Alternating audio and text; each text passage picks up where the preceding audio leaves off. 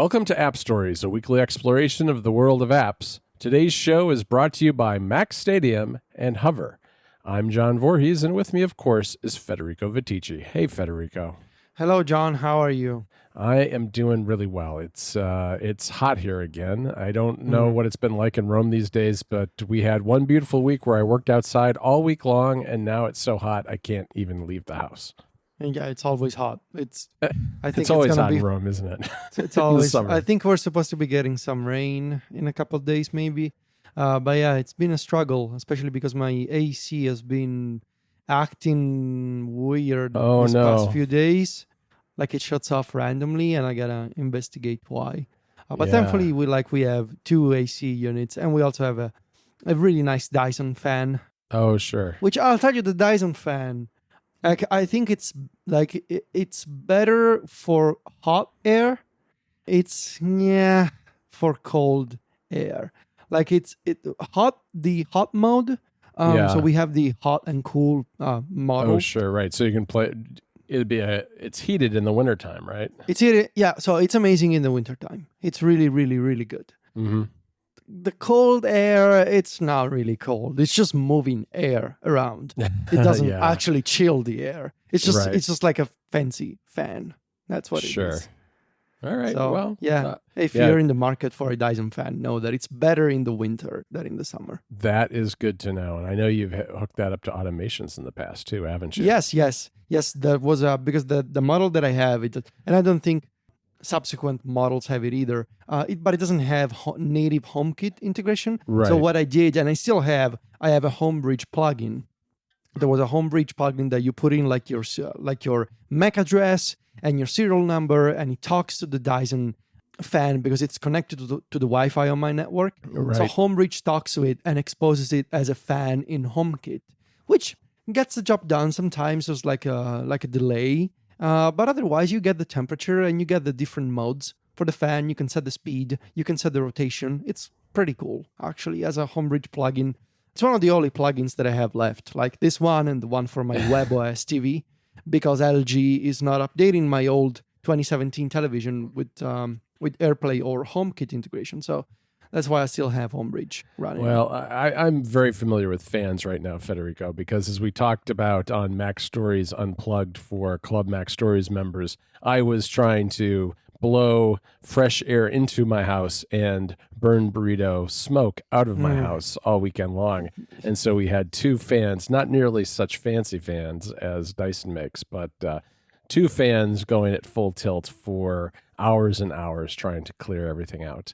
I highly recommend, we do some really good things, I think, with Club MacStories in terms of extra content and shortcuts and extra stories every week. But I really love what Unplugged has become. So the members-only podcast, instead of this really interesting mix of, we talk about the things we're working on, Apple-related and work-related, but also all these John stories and John teaching me about America and American expressions and American geography. So yeah, go check out the latest one. The burrito story is really worth it, honestly. Yes. And of course, there's stories about Federico almost being trampled by a horse as a child. There is something that happened. I told the story. That's a story I didn't know before that episode. Very scary. All right, Federico. Well, we're going to talk not about burritos or horses today. We're going to talk about gaming and Apple's platforms. But before we get to that, we would like to ask all of our listeners to please consider donating this year to the drive that the folks at Relay FM are doing for St. Jude's Children's Hospital. St. Jude's is an organization that does both treats kids with cancer and does a lot of research for kids with cancer. And what they do is global. It's got a big hospital in Memphis, Tennessee. And you may have heard the stories. I know that you talked about this last week on Connected, Federico, with Mike. That hospital has treated Stephen Hackett's son. And the thing is about St. Jude's, though, is it's not just like a local thing to Memphis. It's very much national to the United States, but also global because it's a research hospital that works with a lot of institutions around the world, helping to do cancer research and helping to try to cure cancer for children. And what's unique about St. Jude's is if you have a child who has cancer and you're treated by St. Jude's, they do it, it's 100% cost free to the families because as difficult as it is to have a child with cancer, the last thing you want to have to also worry about are finances. And so what the hospital does, it provides that treatment 100% for free, but that also means that they need a lot of people to support the hospital in order to make that possible. So each year, Relay FM does a drive to raise money. And this year, they're trying to raise $315,000, which is the amount that they were able to raise last year. And you may remember if you were listening to App Stories then, we asked listeners to contribute if they can. And look, we understand that this has been a really trying year for a lot of people. A lot of people are out of work. A lot of people are having difficulty making ends meet because of the global pandemic. And that's totally fine. If you can't donate, not a problem. But if you can, we would love it if you would consider donating to St. Jude's, or, maybe just find the tweet from Relay or from us that encourages people to donate and retweet it. That would be great too. Right, Federico? Yes, absolutely. And St. Jude's is really an amazing organization. And, having gone through cancer myself as a young adult, it really is something that changes your life and the lives of those around you. And it's obviously a challenge, and it's a lot of work for everybody involved. And so imagine that it's really a life-changing experience when you're 23. Imagine when you're 4 or 3 or even younger. It's an incredibly ugly and difficult thing to experience for a family. So what the folks really do every year is just incredible, and I'm so fortunate to be part of the Relay family with the shows that I'm on. And so to be able to participate in this annual drive is something that I honestly like. If you can, please consider a donation, or if you can't, it's fine. But maybe, retweeting or sharing the link with somebody else that you think may be interested in a donation. Everything helps, basically. So, yeah. All right. Well, again, you can find links to that in the show notes. We'll have that. And I guess with that, Federico, why don't we talk a little bit about gaming and Apple's platforms? Because I did a story last week all about what's new and what's coming in the fall across all of the OSs. And, just as like an aside before we really dig into the details, what's interesting to me in the way that our coverage is evolving, it's evolving very much along the lines of what's happening with Apple, in that it's getting harder to track what's on what platform now. Things are much more integrated, I think, this year than they are at any time. And so, it doesn't really make sense to just talk about gaming on the iPhone anymore. It's about the iPhone, the iPad, the Mac, and tvOS all at once. Now, not everything this year is on all the platforms, and we can talk a little bit about that. But a lot of this stuff is being rolled out simultaneously across every front, which makes it, I think, more powerful and more exciting because there's a lot more options for people who are using different Apple devices. Yeah, it's really difficult to try and make sense of the entire spectrum of features, especially because we're in the situation now where we have the App Store and we have a service on top of the App Store, which is Apple Arcade, that runs on all platforms, right? But there are still some differences between them. And so, as you did in your story, you were pointing out some of the differences between the Mac, for example, and iOS and iPadOS when it comes to some of the new integrations for game controllers this year. So it really is, on one hand, I think it's easier because now, you have things like Apple Arcade and you have a single game and it runs everywhere, right? So it's easier because, I can just sign up once and I know this is going to be available everywhere. And I know that the Apple Arcade experience is mostly the same on all my devices. It's tricky when it's not, because there are these particular functionalities that for one reason or another are different still between iPadOS and iOS and the Mac. And so, but I think you did a really good job in your story in outlining those differences. But I think it's something that we're starting to see more and more, not just about Apple Arcade and games, but just especially now with things like Catalyst. I know that this is not about, this is not about gaming, but sort of a similar example. We are now in a situation where, again, on one hand, it's easier because you have the same application that runs everywhere. So it's on the iPhone, it's on the iPad, it's on the Mac. It gets complicated when you start seeing those tiny differences between platforms, between the iPad and the Mac, and between even iPad models. It's very different what we're doing now with our stories and with our reviews compared to a few years ago. A few years ago, in one way, it was easier because Right. you had iOS, right? And you had macOS, actually macOS 10, and there were some clear boundaries between them. Now everything is sort of blending together Yep. most of the time. Yep. No, that's absolutely right. Well, this year with gaming, there are two big categories of things we should talk about. One is controllers, and one is Game Center. And it's funny, after I mentioned Game Center and tweeted about the story, I had at least 2 or 3 people say, "Oh, is Game Center still a thing?" And that's part of the problem, and that's part of what Apple, I think, is fixing now. This episode of App Stories is brought to you by MacStadium. MacStadium is the leading provider of Apple Mac infrastructure as a service. Whether you need a single Mac Mini or a fully scalable Mac private cloud, MacStadium can help you move your iOS and Mac app development out from under your desk and into the cloud. MacStadium is the only provider of enterprise-class Apple Mac infrastructure as a service. Think AWS or Azure, but built on Mac hardware.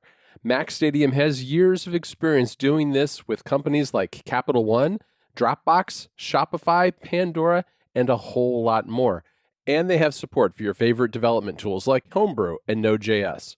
You could start with a single Mac Mini if you're a small team or just need a hosted Mini for personal use. However, MacStadium can also provide scalable private clouds that can go from one Mac to thousands with dedicated firewalls, super fast storage, and a global footprint in data centers all over the world.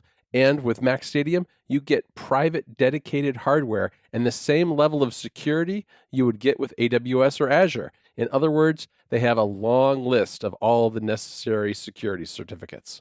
Want to move your iOS or Mac development to the cloud? Talk to MacStadium. Learn more about MacStadium's infrastructure at macstadium.com/appstories so they know you came from the show. And for our listeners, MacStadium is offering 2 months for the price of one on a Mac Mini subscription. Just enter the promo code AppStories at checkout. Again, that URL is macstadium.com/appstories. Our thanks to MacStadium for their support of the show. But I want to start with controllers because to me, controllers is one of those interesting stories that I never saw coming with Apple, which was, there's always been speculation and rumors that Apple might work on its own game controller ever since gaming became more of an emphasis on the Apple TV. But instead of doing that, they surprised everybody last year by adopting support for Xbox and Sony PS4 DualShock 4 controllers. And there are a couple of other oddball ones that you can use with it too. But those are the two main stated and supported controllers. And this year, they've taken that to another level because last year when controller support was integrated, it supported the buttons that were common between them. A PS4 and an Xbox controller have different labels on the buttons, but they have the same basic, dual thumbstick and D-pad and buttons. They have basically the same layout. And so to the extent they were the same, they were supported last year.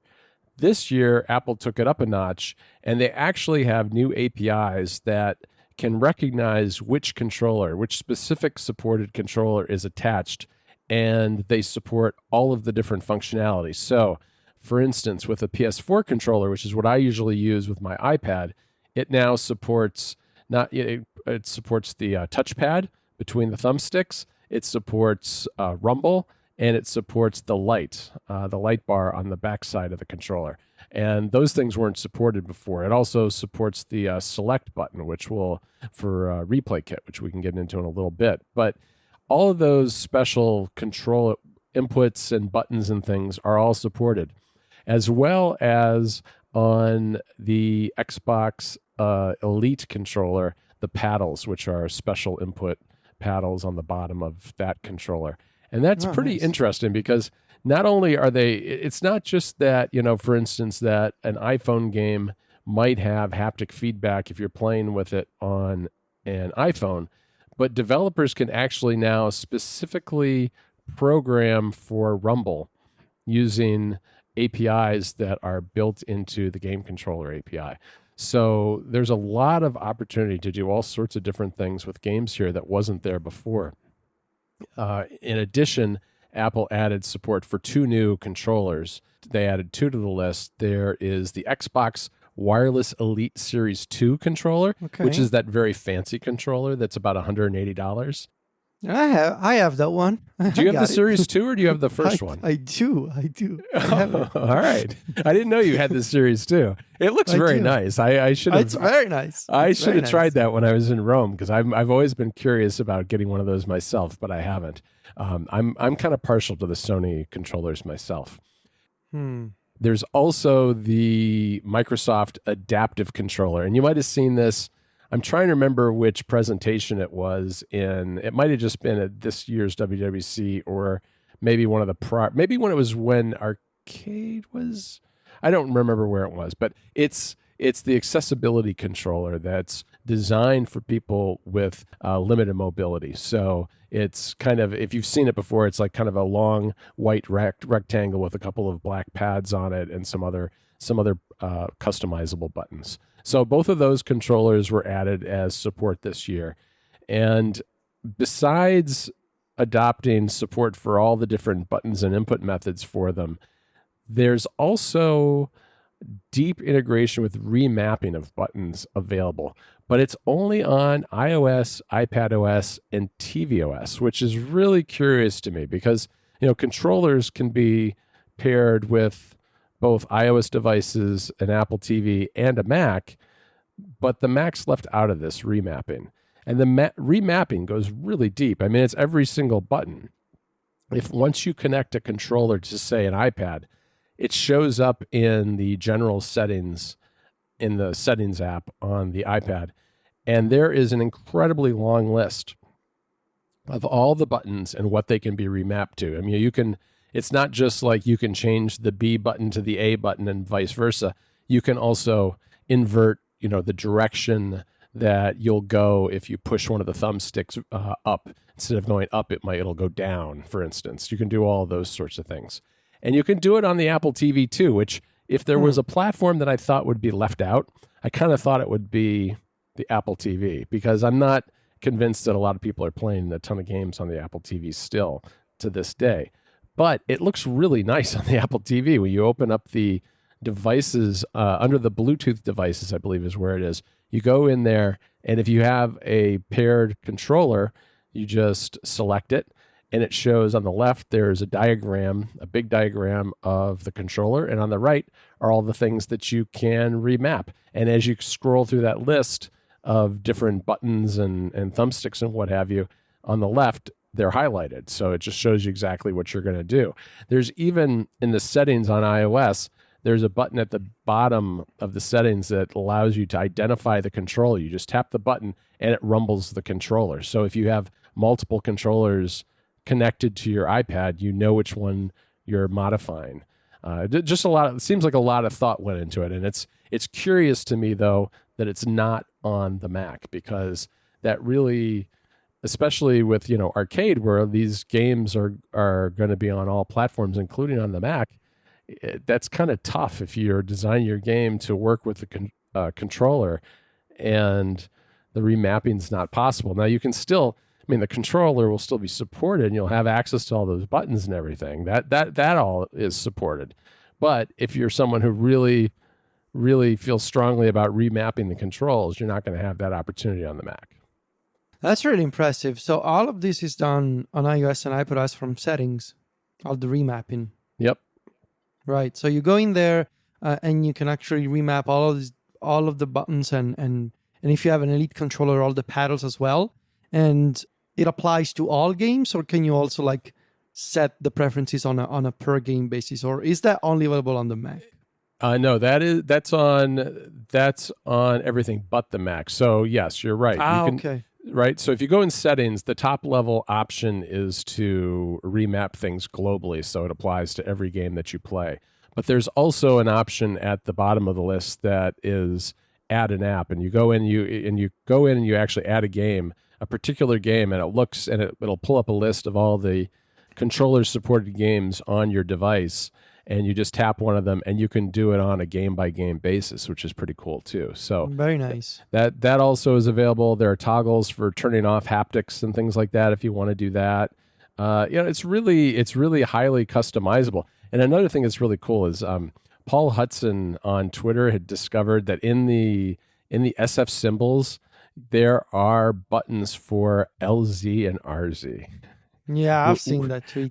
Right, which are Nintendo Pro Controller buttons that are specific to Nintendo, and there's been no announcement by Apple at WWC or anywhere else that the Pro Controller is going to be supported, but there are glyphs in there that would be perfect for that controller. So I'm kind of hoping it'll come.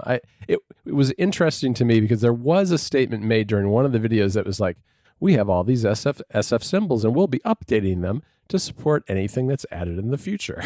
It was one of those kind of statements, and you're like, I wonder if that's what they were talking about. But who knows? We'll have to wait and see, I guess. Interesting. And so developers can also access the rumble feature and the light bar, so they can actually, right. If you have a DualShock, for example, you can actually program the controller to show different lights depending on what's happening in the game, just like on a PlayStation 4. Yeah, exactly like that. And so it can be a developer building a game can take advantage of those same features that they would have if they were building a PS4 game. So, yeah. So let me ask cool. you, were you expecting Apple to do all of this? This to me feels like a surprisingly deep level of integration with game controllers. It is very surprising to me. I mean, what they did before was we had, even before last year, we had the M5 controllers, which were just Bluetooth controllers, and there weren't very many of them. And the ones that existed were a little laggy and expensive. And, people had Xbox and PS4 controllers lying around the house. A lot of people have them already if they have a game system. And so it seemed as though all Apple was doing last year was taking advantage of those existing controllers in people's homes, because they're better, they're kind of purpose-built for gaming, and they were mapping basically the same controls that you'd find on an M5 controller onto the Xbox and PS4 controllers. So there really wasn't any difference between those controllers other than the fact that, you might prefer an Xbox or a PS4 controller. This year, you actually have differences between controllers based on their physical characteristics. So, there are features in a DualShock and in an Xbox controller. They're just different from one another, and it's all there. Plus all this remapping, I guess it says to me that Apple, one, really wants to turn gaming, especially on, I think, the things like the iPad and the television, into a bigger thing.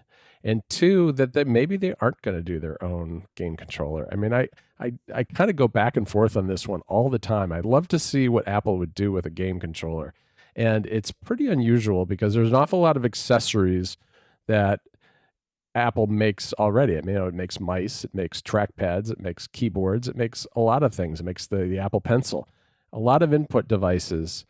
Other people make them too, but they always have their own. And this is an important input device when it comes to games, obviously, but they don't make one. And so it's curious to me that they don't. But given the depth with which they've integrated the Xbox and the Sony controllers, I kind of don't see them doing it at this point, maybe. Yeah, I mean, once you go through all this trouble of supporting these other controllers this much, with this level of integration, I mean, once you reach, custom remapping system-wide, like for all games on a per game basis, you're pretty deep into the Yes. into the weeds with this stuff. Like, Yeah. it's sort of it would be counterintuitive, I suppose, to do all this work and then say, well, but now we also have our own controller. And also, like, realistically, I know that we are fascinated by the idea of Apple doing their own controller, but why should they, right? Yeah. I mean, it wouldn't be the kind of hardware that people would spend like more than $100 on. Right. And also, like, why should they do it, right? You can buy a DualShock, you can buy an Xbox controller for like $40, $50 or something, unless it's an Elite one, but that's a different type of accessory. Right. Why should they do? Why go through the trouble of designing a controller when people can just get one? And it's made by companies that actually have a history of designing controllers for decades and decades, and they probably already have one, so they don't even have to buy a new, a controller just for the Apple TV or just for the iPad. So I am fascinated by the idea of Apple doing their own controller. However, I keep asking myself, why should they do it, really? Yeah, I agree. Although one thing that would be nice that I think that they could do that others couldn't is they could bake in some sort of AirPods Pro type of multi-device pairing feature, because it is still, when I was doing this testing, it's still a little bit of a pain to pair and unpair between like an Apple. If I have an Apple TV sitting on my desk and an iPad and an iPhone, it gets confused. If I have to kind of I have to make sure I unpair them so that I can actually get them connected to the other device. Now, most people don't have that problem. I mean, I was sitting here testing this stuff and trying to connect and reconnect to a Mac and an Apple TV and an iPad over and over again, which got it kind of all in knots at points. But yeah, it would be, I think the pairing could be easier if they added some of their own Bluetooth magic to it. But I get your point. Yeah.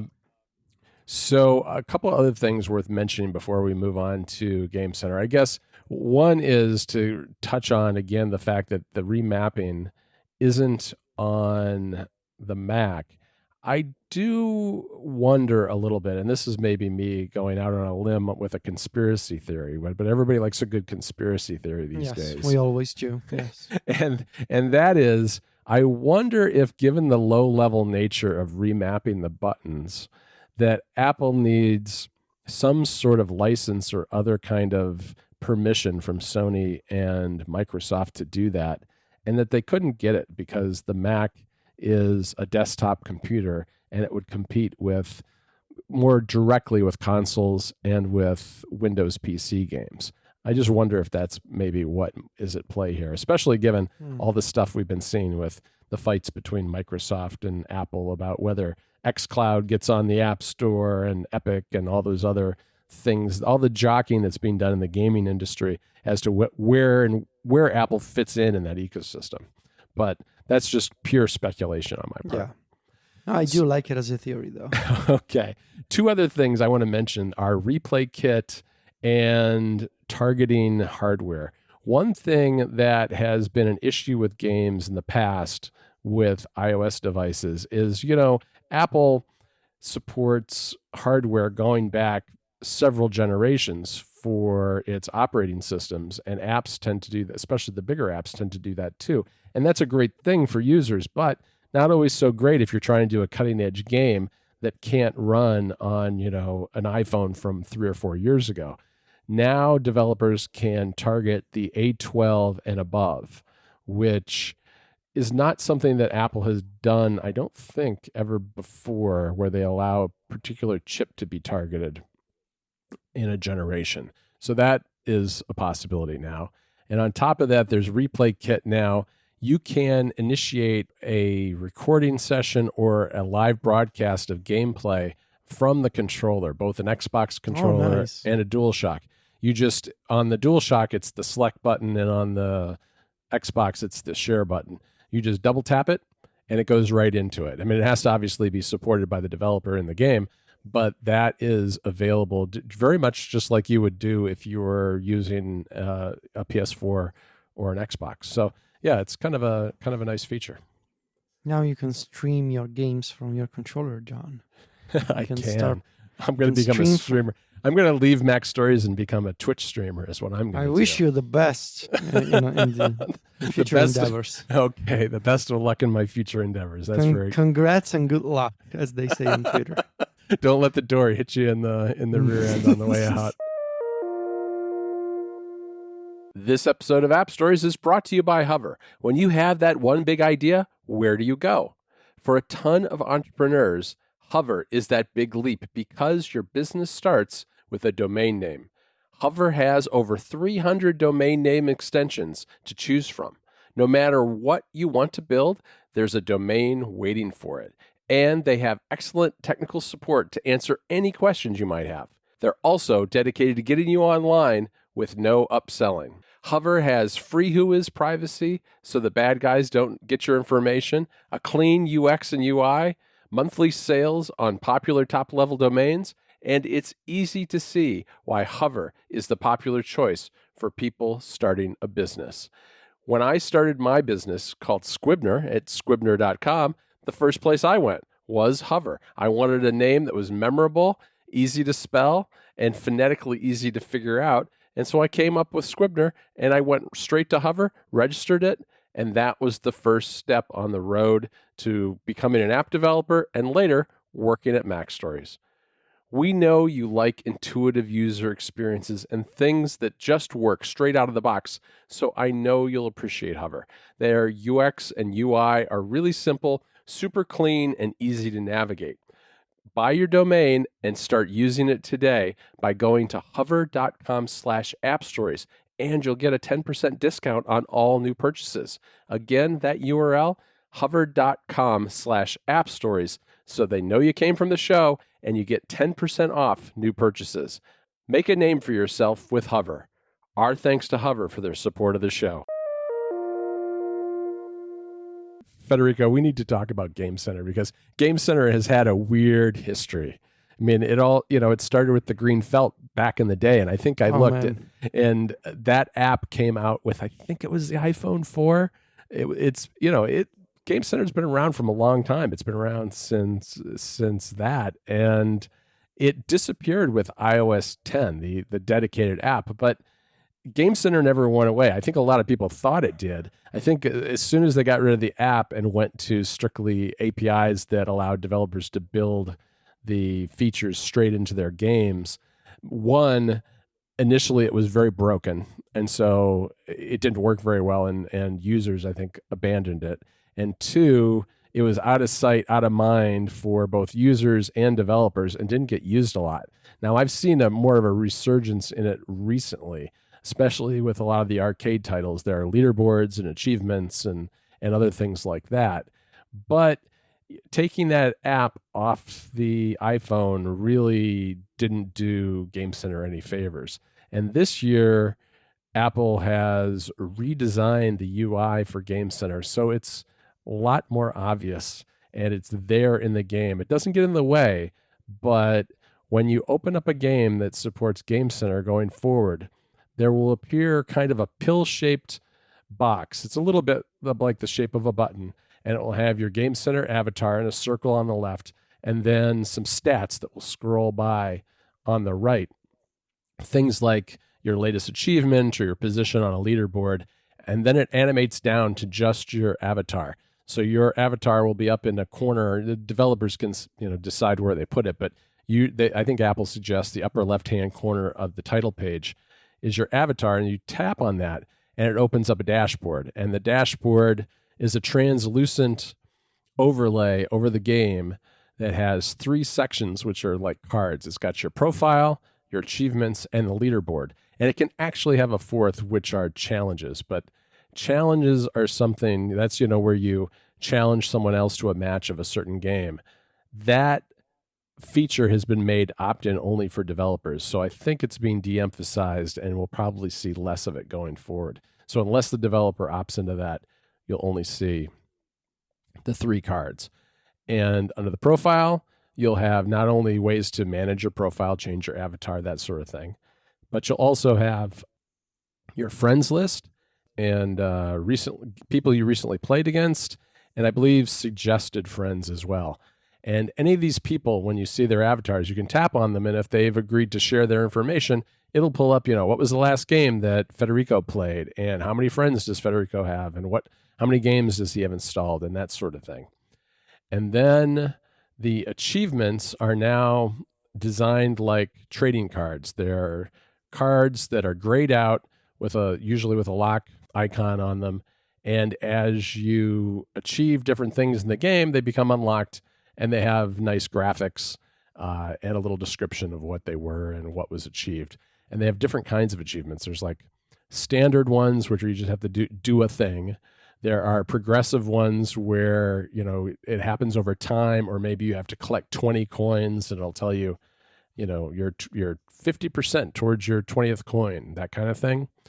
And then there are mystery achievements, which are just a mystery, and you stumble upon them. And if you unlock them, then those cards become available too. And developers can create up to 100 of those cards in a game, though I guess Apple suggests that you hold back some of them so that you can use additional cards for, future updates and that kind of thing to kind of keep interest going in your game. And then the final section is the leaderboards. And leaderboards now, I think one of the things about leaderboards that I never liked was that people found ways to cheat leaderboards, and there would always be these people with these astronomical scores on them. So it kind of made them feel useless and not like you could ever really achieve, a top 10 position or something. But now the default is a leaderboard of just your friends. So your Game Center friends, you'll be competing with them. So you'll see where you fall among those people instead of everybody. And there'll still be global leaderboards, but there are friend leaderboards as well as, and that's the default now, as well as timed leaderboards, which are pretty cool because a developer can say, all right, every day we're going to have this challenge for this game. You have to solve this puzzle, and there's everybody around the world has the same puzzle, and we're going to see who can do it the fastest. And that leaderboard will happen throughout the day as people play the game, and then it will roll over. And the next day, it'll be a new leaderboard for a new puzzle. So you can do these time things, and it could be a day, it could be a week, it could be a whatever time period. And I think that that's the kind of thing that'll, I believe, create more interaction and people coming back to games, hopefully. I don't know. But I like the design overall of Game Center. I think it's a smart idea to both bring it more front and center, but also to create a bit more of a social aspect to it. Some of this stuff that's being done is very reminiscent of Apple Music, because not only is are these player cards and things available here, but there are things being done in the store. The store will have friend suggestions, just like the music app does. And there will be a section called What Your Friends Are Playing. And you can also see their little round avatars imposed on the graphics of each icon in the store so that you can see, oh, Federico's playing this game. Maybe I ought to check that out and see what it's about too, that kind of thing. So I think it's a good way to both create more discoverability of games and a little bit more social aspect to it without being kind of beating you over the head with it. In kind of the same low-key way that Apple Music has kind of a social network built into it, but not really. That I think it'll work. It should work with games too, I would think. Yeah. This is very interesting what they're doing with the time challenges and the reset for new challenges. I think I really love the look of the, with the cards and the profiles. I still have a few doubts about the discoverability of all this.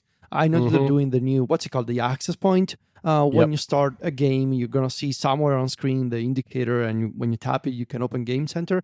I still think it's kind of weird that we don't have an app anymore, that we don't have a dashboard that we can easily go to without opening a game. And I know that there's stuff on the App Store, and there's probably something in settings as well, but it still feels counterintuitive. Like on a console, I can usually go to my profile and I can see, it's easier to see all this information. There's a dashboard for your friends. There's a dashboard for your achievements and your trophies. Right. And I still think it's kind of odd that they're insisting on this idea of, we're just going to let developers integrate with the API and it's going to look all new. And admittedly, it looks very nice now, but I still fear the discoverability of this whole system is going to be an issue. Yeah, it is interesting in that it is embedded within games themselves and not a standalone thing. It's worth noting too, I guess, that all of this can be discarded by developers and they can use the same sorts of features like leaderboards and achievements, but use their own custom UI. That's all still possible too, but you can get a lot of this stuff for free if you use the system that's been built for iOS 14 and the other new OSs coming this fall. I guess I should mention too multiplayer, because there's a nice UI for adding players to games that are multiplayer, whether it's turn-based or simultaneous. If you can add people from your contacts and from your friends lists and your recently played people, that sort of thing. And you can even leave players blank, and the system will then match you up with someone randomly. So that's all in there too. It looks very seamless. I should mention too that none of this stuff I've tried, because there aren't any games that I was able to find that are currently doing it. So we'll have to see how all this works in practice. But I think it looks good. It is more discoverable than it was before. There was a Game Center entry in the settings app that you could go to and see some of this information. But that was I forgot that was there myself most of the time. And you could drill through and see some of it in individual games too that supported Game Center. But now it feels like it's a little more front and center, though you do have to know to tap on that animated access point. That's where it all starts, is at the access point. The place that you can go if you want to see all of your game data in one place is if you go to the access point and go to your profile. You can scroll through your profile, and there's a way in there to see all of your stats for all of your games at one time, instead of having to open up multiple games and see where you stand on each game that way. All right, Federico, I should also mention before we go that I'm encouraged with what I'm seeing lately on Apple Arcade, because, we had a flurry of games Apple introduced over the course of several weeks. Maybe it was a couple of months, something like 100 games. And there were a lot of good titles in there, but it was also kind of overwhelming. And I think it may not have been the best approach, because I think a lot of people never went back and played necessarily some of those early titles that came out alongside dozens of others. And what came next was a long winter and spring into 2020 with pretty thin offerings at times. Some games that seemed very similar to each other, and just fewer games released each week. But in the last, I'd say, month to 2 months, I've started to see games that have caught my eye again. And I know you have too. You were telling me about one the other day that caught your eye, right? Yeah, The Last Campfire by Hello Games and the makers of Lost Winds, which is an old game for Nintendo Wii and PC. I just subscribed again a few days ago to Apple Arcade because I really want to play that game. And while I'm at it, I guess I'll check out some of the releases that have come out lately, because I see that not everything these days is... there's still too many puzzle games and 2D platformers and co-op multiplayer games for my taste. But The Last Campfire, it's the kind of single-player adventure game that I want to play. But there's a few others like that. And so while I'm at it, I guess I'll try it out again for another month and see what I've been missing these past few months. Yeah, I think you'll see some interesting stuff there. Make sure you pair a controller and give that a try as well. I really have come to the conclusion that the iPad Pro is the best gaming platform right now for Apple. I guess I haven't experienced the Apple TV enough. I just don't bother. So maybe I'm not giving it a fair shake. But the iPad Pro is just so great with its incredible display and the controller support. And now with the keyboard and mouse and trackpad support, you can really do just about anything you would want on any game on that platform. So that's kind of my mine of choice. I signed up for Apple Arcade for the full year several months ago when they had a deal where I think it was $50 instead of $60 or whatever it was. So I did that. I've got it through, I believe, March or April of next year. So I'll continue to play some games. And as I wrapped up that story, I actually found 3 or 4 that I thought, oh, you know what? I haven't been here in a while on this tab. So I'm downloaded 3 or 4 games and I'm going to start playing those. So maybe we'll have a review on the site of something soon. Nice. Yeah. All right, Federico, I think that's good for this week. I want to thank our two sponsors again, and that is Mac Stadium and Hover. Of course, you can find me and Federico over at MacStories.net writing away. We're getting close to our annual OS reviews, so stay tuned for those, as well as our Club Mac Stories anniversary. Federico is over on Instagram and Twitter. He's at Viticci. That's VITICCI. And I'm at John Voorhees. JOHN VOORHEES. Talk to you next week, Federico. Ciao, John.